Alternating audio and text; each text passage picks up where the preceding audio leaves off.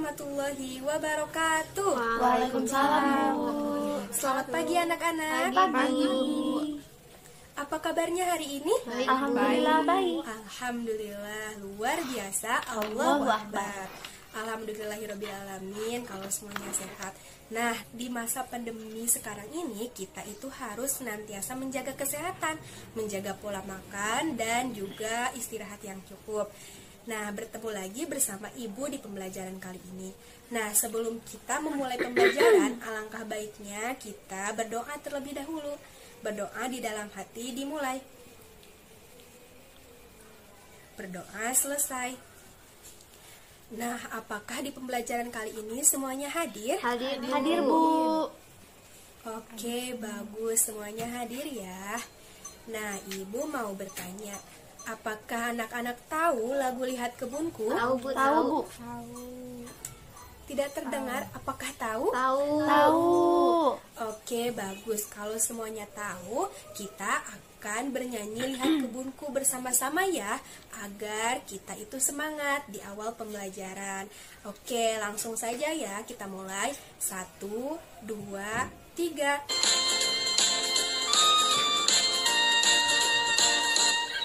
Lihat kebunku penuh dengan bunga, ada yang putih dan ada yang merah. Setiap hari ku siram semua, mawar melati semuanya indah. Wah, bagus. Semuanya semangat dan ikut bernyanyi ya. Tepuk tangan untuk kita semua. Yeay. Nah, apakah setelah bernyanyi Lihat Kebunku tadi semangat kita bertambah? Bertambah dong Bu. Bagus. Kita itu memang harus selalu semangat dan tetap semangat ya. Nah, Ibu mau bertanya, kita ini kan sebagai manusia adalah makhluk hidup. Nah, apakah kita sebagai manusia itu selalu berinteraksi dengan orang lain? Iya. Atau dengan manusia lainnya? Selalu. Iya, betul. Kita itu selalu berinteraksi dengan orang lain atau dengan manusia lain. Contohnya interaksi antara guru dengan siswa, interaksi antara orang tua dengan anaknya, interaksi antara pedagang dan pembeli, dan sebagainya. Nah, Ibu mau bertanya lagi, apakah manusia juga selalu berinteraksi dengan lingkungan? Iya Bu. Selalu Ya Bu, berinteraksi. Iya, betul. Kita itu juga selalu berinteraksi dengan lingkungan. Lingkungan itu terdiri dari makhluk hidup dan benda mati. Jadi kita sebagai manusia juga selalu berinteraksi dengan lingkungan setiap harinya. Nah, di pembelajaran kali ini kita akan membahas mengenai interaksi manusia dengan lingkungan dan pengaruhnya terhadap pembangunan ekonomi, sosial, dan budaya di Indonesia. Pembelajaran selanjutnya akan dilanjutkan bersama Ibu Ani. Kepada Ibu Ani dipersilahkan. Baik, terima kasih Bu Renita. Wah, pada semangat banget ya nyanyinya. Berarti semangat juga dong buat belajar hari ini. semangat dong. Nah, sebelum kita mengetahui interaksi manusia dengan lingkungan dan pengaruhnya terhadap pembangunan sosial, politik, dan ekonomi masyarakat, kita harus tahu dulu nih lingkungan kita. Nah, sekarang Ibu akan mengajak kalian untuk mengetahui bentuk-bentuk permukaan bumi sebagai bentuk dari lingkungan kita. Yang pertama ada dataran tinggi. Dataran tinggi merupakan bagian permukaan bumi yang memiliki ketinggian lebih dibandingkan daerah sekitarnya. 2. Dataran rendah. Dataran rendah merupakan bagian dari permukaan bumi yang memiliki ketinggian lebih rendah dibandingkan dengan daerah sekitarnya. 3. Gunung. Gunung merupakan tonjolan yang ada di permukaan bumi yang tinggi menjulang ke atas. 4. Pegunungan. Pegunungan merupakan kumpulan dari beberapa gunung yang menyambung menjadi satu. 5. Bukit. Sama halnya dengan gunung, bukit merupakan tonjolan yang ada di permukaan bumi, namun bedanya tidak terlalu tinggi dan tidak terlalu besar. 6. Perbukitan. Perbukitan merupakan kumpulan dari bukit-bukit yang berjumlah lebih dari satu dan berjajar. 7. Lembah. Lembah merupakan suatu cekungan yang ukurannya panjang di permukaan bumi. Lembah bisa disebut juga sebagai bidang daratan yang terperosok yang dikelilingi pegunungan atau perbukitan. 8. Sungai. Sungai merupakan bentuk daratan yang cekung dan panjang, sehingga menjadi tempat untuk air mengalir dari hulu ke hilir. 9. Danau. Danau merupakan genangan air yang cukup luas dan dikelilingi daratan. 10. Laut. Laut merupakan genangan air atau kumpulan air dalam jumlah banyak dan luas. Biasanya laut menjadi penghubung atau pemisah antara benua satu dengan benua lain ataupun pulau satu dengan pulau lainnya. Nah, setelah kita mengetahui bentuk-bentuk permukaan bumi selaku lingkungan kita, sekarang kita akan mengetahui bagaimana hubungan interaksi manusia dengan lingkungannya. Tapi itu semua akan dibahas oleh Ibu Nur. Silakan Bu Nur. Nah, untuk yang selanjutnya kita akan membahas mengenai hubungan interaksi manusia dengan lingkungan alamnya. Semua makhluk hidup yang ada di dunia ini melakukan hubungan dengan sesama makhluk hidup maupun dengan lingkungannya. Lingkungan alam terdiri atas benda mati dan juga makhluk hidup. Nah, kita harus mengetahui bahwa dari benda mati dengan makhluk hidup ini saling mempengaruhi satu sama lainnya. Lalu, bagaimana dengan hubungan manusia dan lingkungan alamnya? Nah, hubungan manusia dan lingkungan alamnya dapat dikelompokkan menjadi dua. Yang pertama yaitu hubungan yang membuat manusia harus dapat menyesuaikan diri dengan alam sekitarnya.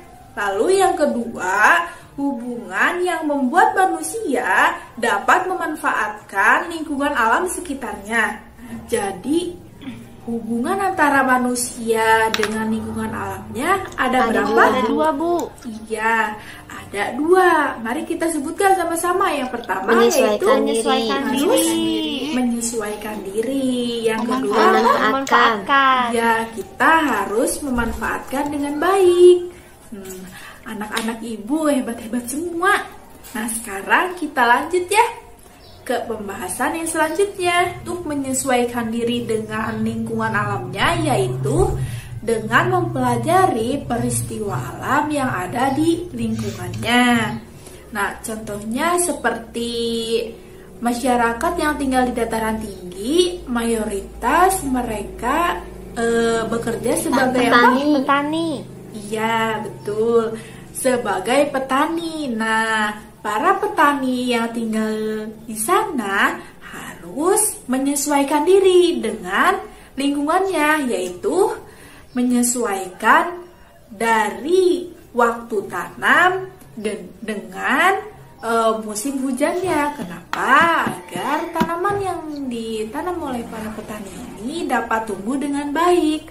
Nah, selain itu juga para petani di sana harus menjaga lingkungan alamnya. Kenapa? Ya, agar tidak menimbulkan bencana yang dapat merusak tumbuhan yang telah ditanam oleh para petani. Sama seperti masyarakat yang tinggal di daerah pantai, yang mayoritas dari mereka ini bekerja sebagai nelayan. Iya, sebagai nelayan. Nah, para nelayan ini harus menentukan waktu untuk mereka berlayar dengan cara menyesuaikan dengan keadaan cuacanya agar tidak terjadi bencana ketika berlayar di tengah laut. Dan tentunya para nelayan ini akan menghasilkan tangkapan yang banyak.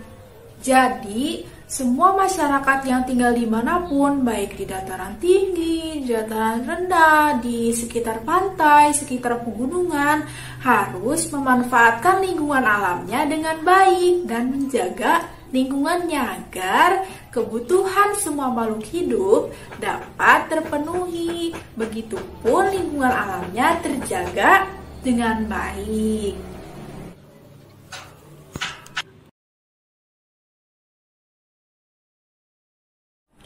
Halo. Nah, bagaimana tadi pembelajaran dengan Ibu Nuro? Menyenangkan? Iya, Bu. Nah, sekarang dengan Ibu mau menunjukkan salah satu gambar. Ayo, ada yang tahu gambar apa itu? Banjir, Bu. Betul, itu adalah banjir. Jadi anak-anak, agar kita bisa terus menikmati dan mendapatkan manfaat dari alam sekitar, kita sebagai manusia sudah senantiasa seharusnya menjaga lingkungan alam sekitar kita. Namun, interaksi manusia dengan alam ternyata tidak hanya menimbulkan dampak positif, ada juga yang menimbulkan dampak negatif. Nah, biasanya dampak negatif ini tuh ditimbulkan oleh apa sih? Nah, dampak negatif interaksi manusia dengan alam biasanya ditimbulkan oleh perilaku manusia itu sendiri. Contoh dari dampak negatif interaksi manusia dengan alam adalah seperti yang tadi, yaitu apa? Banjir. Betul, banjir. Nah, banjir itu adalah salah satu contoh dampak negatif dari interaksi manusia dengan alam. Kenapa sih bisa terjadi banjir? Ada yang tahu apa aja penyebabnya? Buang sampah. Betul, seperti yang telah Ibu sebutkan tadi, dampak banjir yang pertama, membuang sampah sembarangan. Di sini siapa yang suka membuang sampah sembarangan? Jangan lagi ya, kalau masih ada yang suka membuang sampah sembarangan, teman kalian, keluarga kalian, atau siapapun, kalian harus ingatkan, jangan membuang sampah sembarangan karena bisa menyebabkan banjir. Selanjutnya, apalagi sih yang menyebabkan banjir selain buang sampah sembarangan? Yang kedua, yang menyebabkan banjir adalah penebangan hutan liar. Nah, yang ketiga apa sih penyebab banjir? Yang ketiga itu adalah membangun pemukiman di dekat sungai. Di sini ada yang pernah lihat nggak rumah-rumah yang rumahnya tuh di atas sungai? Di atas sungai, apalagi di atas sungai yang penuh sampah. Nah, ini tuh bisa jadi penyebab banjir karena bisa menghalangi saluran air dan saluran sungainya jadi tidak lancar. Yang keempat, penyebab banjir adalah jarang membersihkan saluran air. Saluran air seperti apa sih yang harus dibersihkan? Yang menumpuk dengan sampah. Karena biasanya yang menghambat saluran air adalah sampah-sampah yang manusia buang sembarangan, seperti itu. Nah, jadi kita sebagai manusia sudah seharusnya menjaga lingkungan sekitar kita, alam kita, agar terhindar dari bencana-bencana. Membuang sampah sembarangan seperti hal kecil, seperti hal biasa, tetapi bisa menyebabkan dampak yang sangat besar bagi alam sekitar kita. Sehingga jangan buang sampah sembarangan ya. Nah, karena tadi kita udah nyebutin penyebab banjir apa aja, kalian tahu nggak apa yang bisa menanggulangi banjir? Atau solusi apa yang bisa kita lakukan agar tidak terjadi banjir? Nah, itu selanjutnya akan dijelaskan oleh Ibu Dini. Silahkan Ibu Dini. Tadi sudah belajar apa dengan Ibu Elsa? Banjir. Ya, betul. Tentang banjir. Nah, banjir ini merupakan interaksi manusia dengan lingkungan yang dapat dampak buruk bagi lingkungan sekitarnya.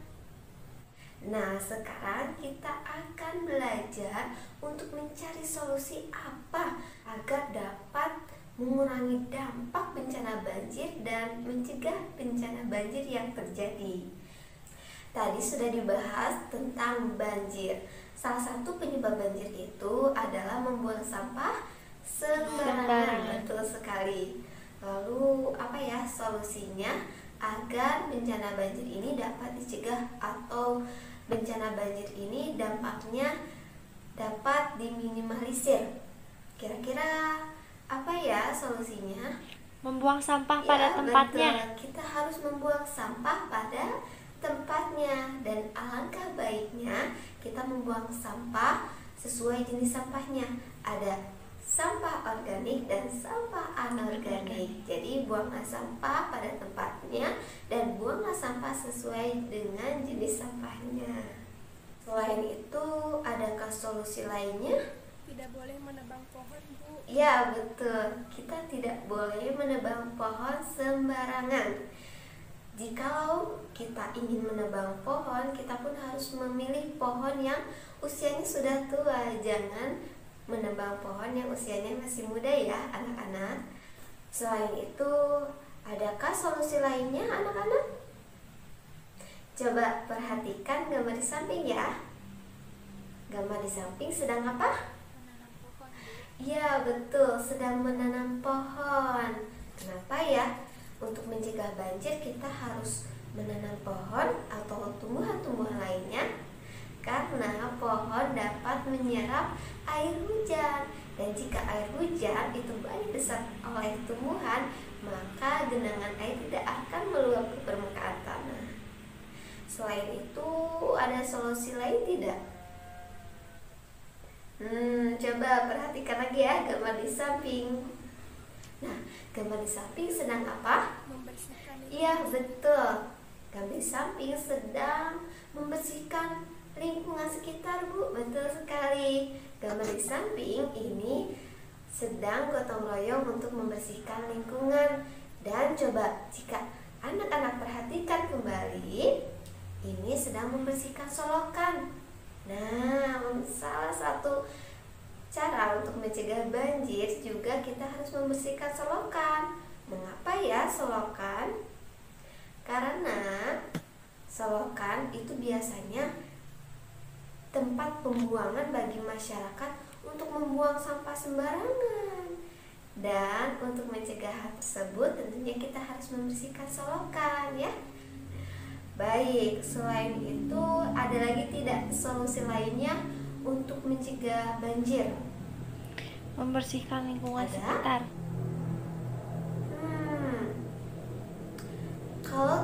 Kalau anak-anak itu bertempat tinggal di daerah yang dekat dengan sungai, itu tidak dianjurkan ya untuk membangun rumah di pinggir sungai, karena ditakutkan nantinya luapan air sungai itu akan naik ke permukaan tanah dan menyebabkan bencana banjir, sehingga akhirnya hal tersebut dapat berdampak buruk dan merugikan baik harta benda, jiwa, dan lainnya bagi masyarakat sekitar yang tinggal di pinggir sungai. Oleh karena itu sangat tidak dianjurkan untuk membangun rumah di pinggir sungai. Seperti itu anak-anak. Jadi sudah ada berapa solusi tadi untuk mencegah bencana banjir ini? Ada 4. Ada 4, Bu. Betul sekali, ada 4. Yang pertama yaitu kita harus membuang sampah pada tempatnya, dan disarankan juga sesuai dengan jenis sampahnya, yaitu ada organik dan anorganik. Yang kedua yaitu kita harus menanam pohon dan menebang pohon tidak sembarangan, jadi harus sesuai dengan usianya. Tebanglah pohon yang usianya sudah tua. Kemudian yang ketiga tadi apa? Membersihkan betul, lingkungan membersihkan sekitar. lingkungan sekitar, termasuk juga selokan. Yang keempat, tidak dianjurkan untuk membangun rumah di sekitar pinggir sungai. Sekian dari Ibu Dini. Sekarang akan dilanjut oleh... Oke anak-anak, bagaimana pembelajaran kita hari ini? Seru bukan? Seru, Bu. Seru. Ya, nah sekarang kita simpulkan pembelajaran kita hari ini. Jadi, manusia tidak dapat hidup tanpa lingkungan alamnya karena manusia mendapatkan kebutuhan hidupnya dari alam. Hubungan antara manusia dengan lingkungan alamnya dikelompokkan menjadi 2 kelompok. Yang pertama, hubungan yang membuat manusia harus menyesuaikan diri dengan lingkungan sekitarnya. Contohnya, nelayan yang harus menyesuaikan waktu untuk berlayarnya, dan petani yang harus menyesuaikan waktu untuk bertanamnya. Dan yang kedua yaitu hubungan yang membuat manusia dapat memanfaatkan alam sekitarnya. Adapun interaksi antara manusia dengan lingkungan alamnya yang berdampak negatif. Salah satu contohnya yaitu membuang sampah sembarangan sehingga menyebabkan banjir. Adapun solusinya yaitu pertama, membuang sampah pada tempatnya, menanam pohon dan tidak menebang pohon secara sembarangan, membersihkan lingkungan sekitar termasuk selokan, dan tidak membangun rumah di pinggir sungai. Begitu. Nah, untuk menambah lagi pemahaman kalian mengenai hubungan interaksi manusia dengan lingkungannya, Ibu punya LKPD yang harus dikerjakan secara individu di rumah. LKPD-nya seperti ini. salah satu LKPD-nya seperti ini. Soalnya ada berupa soal isian dan terdapat 8 butir soal. Kalian kerjakan di rumah masing-masing secara individu dan didampingi oleh orang tua kalian masing-masing di rumah. Dan dikumpulkan ke ibunya nanti minggu depan di pertemuan selanjutnya. Mengerti? Mengerti. Ada yang ingin ditanyakan? Tidak. Jadi kalau misalkan tidak ada yang ingin ditanyakan, Ibu cukupkan pembelajaran kita kali ini. Sebelum menutup pertemuan kita hari ini, silakan kalian bereskan dulu tempat alat tulis kalian masing-masing dan berdoa dipimpin oleh KM-nya. Ya, Sebelum pulang, marilah kita berdoa terlebih dahulu. Berdoa dimulai. Doa selesai. Wassalamualaikum warahmatullahi wabarakatuh. Waalaikumsalam warahmatullahi wabarakatuh. Warahmatullahi